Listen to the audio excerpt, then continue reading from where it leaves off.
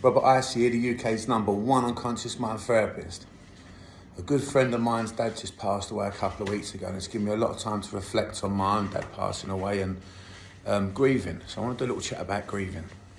So when someone passes away, a lot of people get trapped in the thoughts of the last visions of them seeing that person die, or imagining how they died, or sitting with them for like the last months and weeks of their life. And when someone passes away, majority of people get caught in that memory. They sort of forget who they was, and they can easily get caught in that memory. So when my dad died, I kept having visions for months of him taking his last breath, his eye going blind. He died of cancer. But really, it's really a disrespectful thing to do, because you're not remembering who they are. So that isn't grieving, that's like self-harm. Grieving, you have to learn to grieve intelligently, and to grieve intelligently, you have to remember from the day you met that person. So if it was like me and my dad, from the day I was born to the day he got cancer.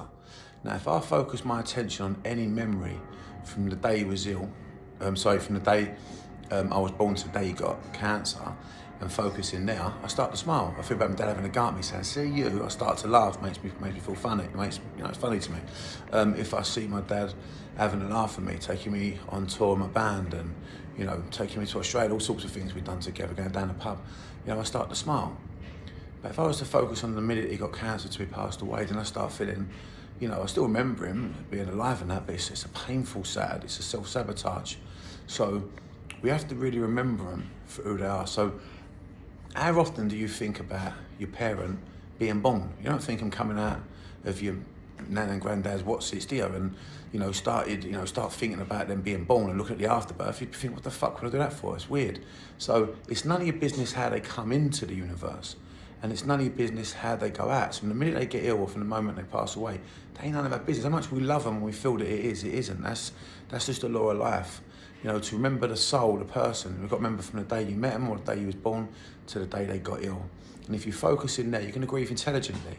You're going to feel sad, but I'll call it a happy sad. You're going to be a happy sad. It's a big difference. You can grieve intelligently. So if my dad was looking down from heaven, if there's an heaven, and he'd see me keep going over in my mind him having cancer, and keep thinking about it, what's the matter with you, disrespectful little mug? How about when I took you football? How about when you was upset and I was there for you? How about when all these things he'd done, all these Christmases or whatever? He'd be mortified I was visualising him and remembering him as a lump of cancer. So what I'm saying is, everyone's got to grieve, but grieve intelligently. Focus on the person when they was alive and before they was ill, and just smile. You'll cry because you're missing that person. So just, take a moment to think about it, and